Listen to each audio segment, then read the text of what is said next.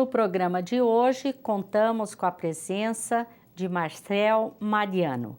Vamos conversar sobre a felicidade. No Momento Espírita, veremos a mensagem A Luz em Nossas Vidas.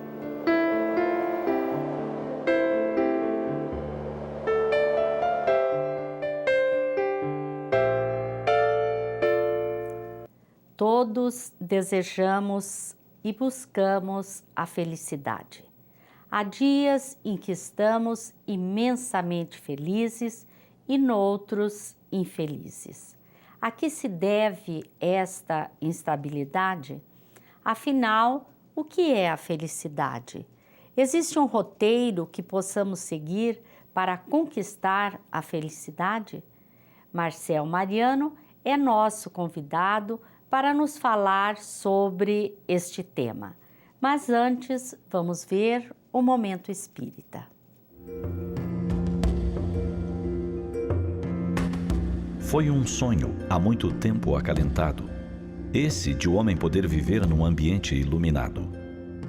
Em 1828, Thomas Alva Edison conseguiu pela primeira vez a lâmpada elétrica de filamento. A partir desse momento, tudo se modificou na sociedade. 50 anos depois, Joseph Swan patenteou a lâmpada incandescente, que passou a ser industrializada. É inconcebível hoje para nossa mentalidade um mundo sem luz elétrica. Ficamos a pensar no que seria uma casa iluminada por tochas, por candelabros, por velas. Pode ser muito romântico um jantar à luz de velas. Contudo, viver uma vida inteira tendo que ler, fazer os serviços domésticos, tratar de doentes, costurar, utilizando-se de velas, de tochas, de lampiões, de lamparinas. Inconcebível. A própria natureza nos fala da importância da luz, porque nos dá ao longo do dia o brilho solar. Quando estamos vivendo sob o brilho do sol, complicado pensar na noite escura. Quando estamos refletindo sobre a noite escura, temos a oportunidade de pensar no brilho do luar e nos beijos cintilantes das estrelas. A luz é, em verdade, a grande mensagem do Criador diante das trevas que ainda empanam a vida humana. Diz o Velho Testamento no livro do Gênesis: E o Senhor fez a luz. Faça-se a luz. Fiat lux. E a luz se fez. E Jesus de Nazaré afirmou sem rebuços: Eu sou a luz do mundo. Aquele que andar em mim jamais conhecerá as trevas. Naturalmente que a luz de que falava Jesus Cristo não era uma luz física. Ele falava de uma luz mental, de uma claridade espiritual, de algo que ele viera trazer ao mundo para nos retirar das nossas sombras. Sombras de ignorância, noites de maldade, escuridão dos tormentos.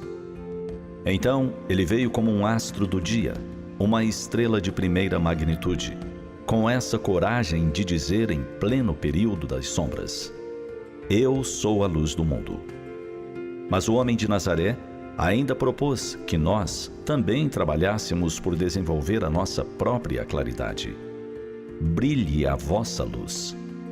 Jesus propõe que façamos brilhar a nossa própria luz, porque somos lucigênitos. Fomos criados, gerados pela luz de Deus. Esse é um convite para que trabalhemos o quanto nos seja possível para sairmos das trevas do não saber, do não sentir, do não amar, do não viver. Em outro momento, asseverou o celeste amigo: Quando os teus olhos forem bons, todo o teu corpo terá luz. Os nossos olhos bons não são os olhos da face. É a nossa maneira de ver as coisas, nossa visão de mundo, nosso olhar sobre as pessoas.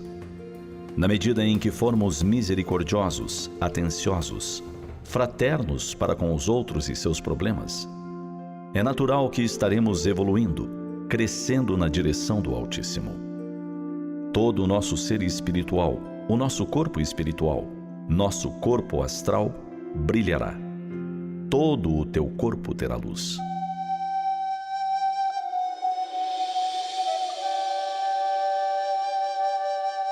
Todos os grandes gênios espirituais do mundo valorizaram a luz. Não é à toa que Siddhartha Gautama, o grande Buda, é chamado a luz da Ásia.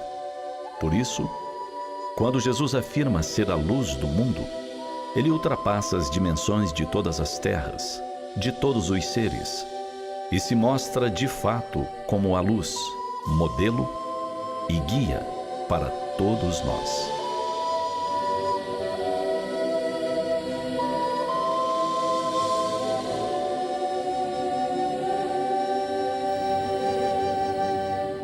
A luz em nossas vidas está no CD número 24. Conheça outras mensagens em livros e também no site momento.com.br. Agora vamos conversar com Marcel Mariano, de Salvador, Bahia, trabalhador da Mansão do Caminho e da Federação Espírita Baiana, sobre a felicidade. Marcel, uma alegria, uma satisfação muito grande para nós ter você neste programa. Apesar do progresso das ciências, do avanço da tecnologia, do conforto que o homem pode desfrutar nos dias de hoje, ele não consegue ser feliz. Qual a causa apontada pela doutrina espírita? Afirmou Pelletan, um pensador francês do século XIX, que não obstante os conflitos que periodicamente varrem a Terra, como as guerras, como as insurreições, os conflitos armados, a criatura humana avança. Ela avança moralmente, ela avança emocionalmente. E note-se que a guerra é capaz de produzir muita riqueza para a sociedade. Depois de cada período de guerra na Terra, a humanidade evoluiu muito materialmente. E também espiritualmente, porque nos levou a compreender de que a guerra não resolve os nossos conflitos. Então a busca da felicidade tem sido quase que uma utopia. As pessoas têm se lançado à busca desse sentimento, desse estado de felicidade, tentando encontrá-lo no dinheiro. E o dinheiro traz coisas que podem trazer momentaneamente estados felizes, mas não perpetuam. As pessoas correram atrás de sexo, correram atrás de prazeres materiais como bebida, como comida, e encontraram cada vez mais dificuldade de se adaptar, porque tudo isso é transitório. Para a doutrina espírita, a felicidade está em ter-se confiança no futuro, uma fé lúcida e quanto à questão material, o estritamente necessário para manter uma vida de dignidade. Você poderia, então, prosseguindo, nos dizer o que é a felicidade à luz da doutrina espírita? Perfeitamente.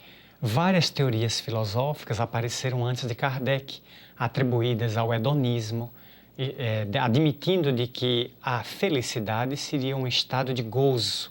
Tivemos a questão de Zenão de Cício, admitindo de que a felicidade seria a luta contra as paixões. Diógenes, o filósofo cínico, admitiu no seu tempo, 4 séculos antes de Jesus, que a felicidade seria você não ter nada, você abrir mão de tudo material. São visões filosóficas da felicidade, até chegarmos ao século XX, quando a felicidade, segundo os conceitos de Simone de Beauvoir, de Jean-Paul Sartre, seria o existencialismo. Vamos curtir a vida porque a bomba vem aí. Para a doutrina espírita, a felicidade é cumprimento de dever, porque essa pergunta foi feita a Sócrates e vamos nos valer do mesmo conceito socrático para construir o pensamento espírita. Se perguntou a Sócrates qual era o conceito que ele tinha de felicidade. E ele disse, para mim felicidade é a construção de 3 itens. E o interrogante perguntou, e que 3 itens são esses? Um coração pacificado, cumprimento de deveres que geram uma consciência tranquila. O Espiritismo anui completamente. Se eu cumpro com meus deveres, meu coração está em paz e minha consciência dorme tranquila. Eu já atingi a felicidade suscetível de se viver na Terra. Muitas pessoas, ao se depararem com o sofrimento, buscam a religião. Essa é uma tentativa acertada? É uma tentativa. Se é acertado ou não, vai variar de pessoa para pessoa. Porque muitas criaturas estão aportando como barcos que estão atingidos pela tempestade dos conflitos humanos em portos equivocados. E ali fazem um estado de alienação, de fanatismo, de busca enlouquecida por encontrar a felicidade nos chamados livros sagrados, sem saber que a felicidade está dentro delas. É uma construção interior que vem fruto dos atos nobres, do pensar retamente, do querer retamente, do falar nobremente, como diria o pensamento de Joana de Ângeles.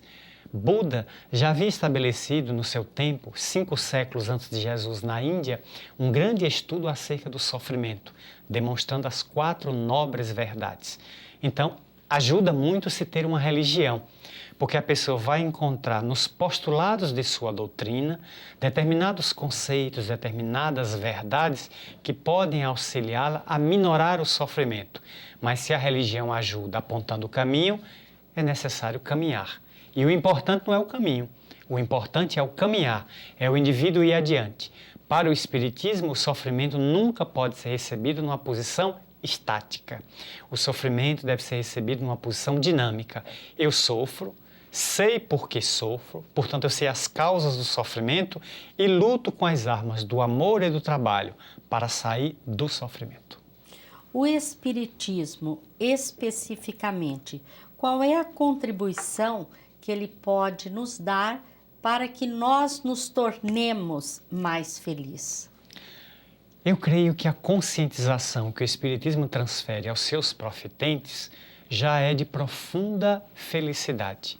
Porque no momento em que ela me esclarece de que eu sou um espírito vivendo uma experiência humana, que ela é transitória e que o sofrimento, como uma madrugada, vai encontrar um novo amanhecer. Não há sofrimento que resista a um novo dia. Vai chegar sempre uma madrugada em que a aurora vai despontar e eu vou amanhecer. Então, ao me esclarecer, ela me desperta da ilusão e me dá a consciência de que eu estou passando pela Terra transitoriamente num processo evolutivo, crescendo para a universidade da vida. E isso não tem preço, porque dá um estado de consciência, de plenitude e de responsabilidade que são inexcedíveis, me proporcionando a ideia de que eu estou na Terra para aprender e ser feliz. Principalmente porque o homem coloca muito a sua felicidade nos bens, nas coisas materiais, não é? Invariavelmente, nós colocamos a felicidade onde ela não se encontra, na conta corrente, no talão de cheque, no cartão de crédito ou no dinheiro de plástico. E tudo isso, com a morte, desaparece. O homem ou a mulher mais rico da Terra não se furtarão de desencarnar. E acredito e tenho certeza de que não vão poder levar no caixão uma só moeda, porque caixão de defunto não tem gaveta e mortalha de morto não tem bolso. Então ninguém leva nada, fica tudo aí. E às vezes uma fortuna que é construída em 100 anos é dilapidada pelos parentes em 10 dias. Porque ganhar dinheiro é muito difícil, mas gastá-lo, como é fácil. No instante o dinheiro se acaba num supermercado, num shopping center, numa grande viagem. Então nós precisamos colocar a felicidade onde estiver o nosso coração, como disse Jesus. Onde estiver o vosso tesouro, aí estará o vosso coração. E eu não posso colocar nos perecíveis bens da terra a minha felicidade, porque na terra mesmo eles se esteliolam. Diante disso, Marcel, a felicidade está muito vinculada ao autoconhecimento, não é? Exatamente. Quanto mais eu me autoconheço, eu me investigo, eu me autodescubro, mais emocionalmente sensível eu fico. E talvez aquela frase de Leonardo da Vinci, os sensíveis sofrem mais. Porque eles têm uma sensibilidade mais aflorada e, naturalmente, as lágrimas, os sofrimentos atingem com uma dor superior àquele que é o bruto, aquele que ainda está em estado de selvageria. Então, é fundamental que a gente faça o autoconhecimento, mesmo que nos custe abandonar o reino da ilusão. Mas isso traz muito prazer também, né? A questão da pessoa ter a sensibilidade.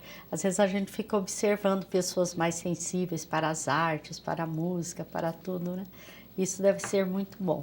Marcel, na obra O Ser Consciente, da psicografia de Divaldo Franco, a autora espiritual Joana de Ângeles nos afirma que na busca da felicidade são inevitáveis os estágios do sofrimento e prazer.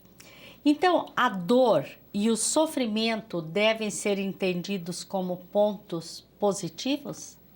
Podem ser entendidos por aquele que sofre.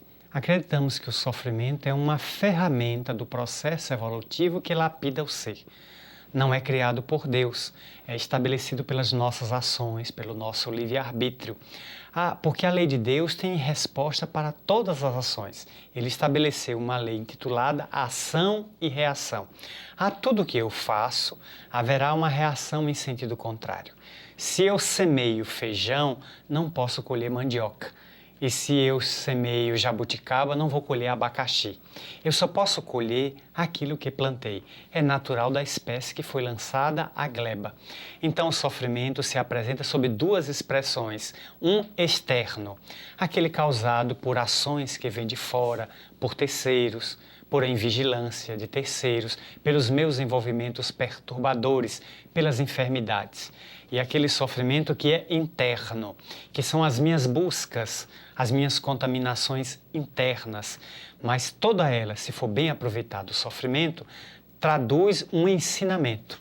Então o sofrimento pode ser uma alavanca do processo evolutivo, a depender da ótica em que o espírito se encontre. A felicidade ou a infelicidade podem alterar o nosso estado de saúde física e mental? Vários neurocientistas têm afirmado que é o indivíduo que guarda no íntimo mágoa, que guarda revolta, ódio, adoece. Aquele que perdoa, aquele que sorri, aquele que é bem-humorado, tem o seu sistema imunológico revitalizado. Então isso já está provado por diversas teses de grandes oncologistas e de grandes médicos e cientistas norte-americanos e ingleses. Então vale a pena a gente perdoar, vale a pena a gente levar uma vida alegre, encarando o sofrimento e as dificuldades, os óbices, os desafios existenciais como possibilidades de crescimento evolutivo. Isso pelo menos pode não afastar, mas me dar uma dimensão de que eu não tenho um grande problema, eu tenho um grande Deus e Deus pode me ajudar. Se eu me ajudar a resolver o problema conforme a frase, faze por ti, que o céu te ajudará. Ainda na obra O Ser Consciente, de Divaldo Franco, Joana de Ângeles nos fala que a felicidade tem a ver com o que o indivíduo é e com o que ele pensa ser. Como que nós podemos interpretar esta fala de Joana? É que, invariavelmente, nós admitimos que a felicidade é quando o indivíduo tem. Eu tenho muitos carros, eu tenho iates, eu tenho helicópteros, eu tenho muito dinheiro, então eu sou muito feliz. Mas, por exemplo, há cerca de 4 anos atrás, uma grande modelo internacional, uma top model, de nome Naomi Campbell, uma das mulheres mais belas e admiradas do mundo, ela deu uma entrevista que abalou a opinião pública nos Estados Unidos. Ela foi entrevistada por Oprah Winfrey, a grande entrevistadora negra norte-americana e uma das mulheres mais ricas dos Estados Unidos. E ela perguntou a Naomi Campbell: você é uma mulher desejada por todos os homens da terra.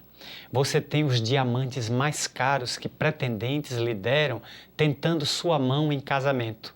Você é feliz? E ela disse: não, eu sou profundamente infeliz.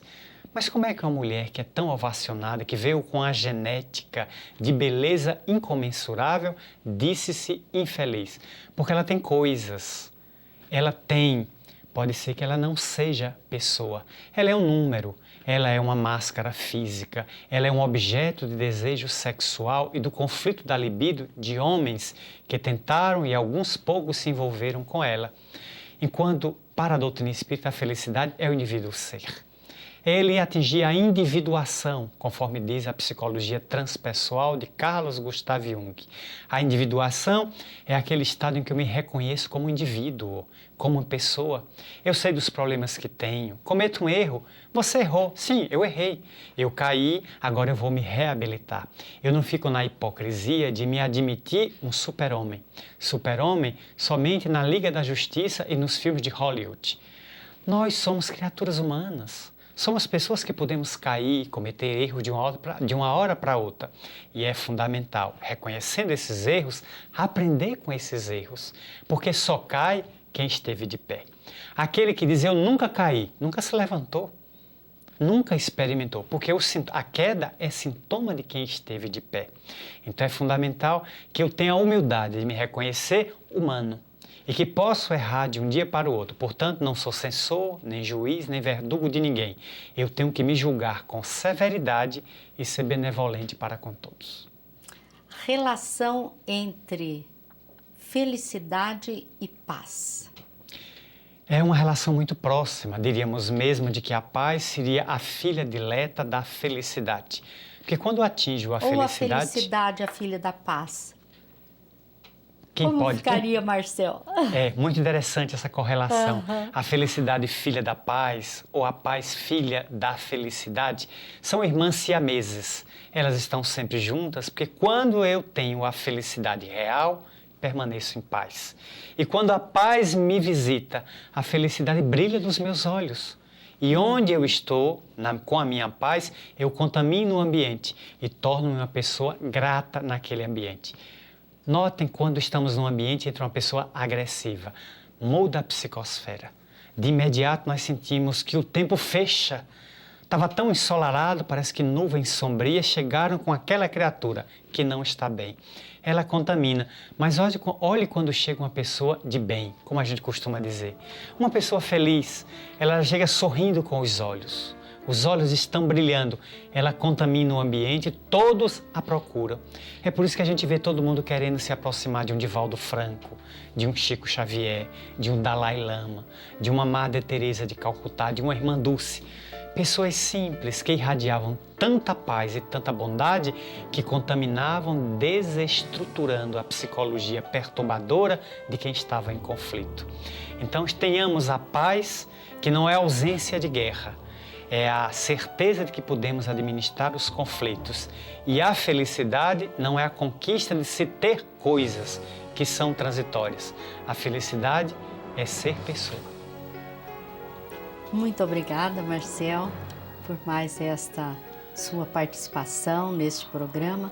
Com certeza enriqueceu muito os nossos conceitos, né? Porque muitas vezes nossos conceitos são um tanto equivocados com relação a certos sentimentos. Desejamos tê-lo muito em breve conosco. Nossos votos de muita paz para todos. Queremos agradecer a todos vocês que mais uma vez estiveram conosco. Desejamos estar juntos no próximo programa e muita paz a todos vocês.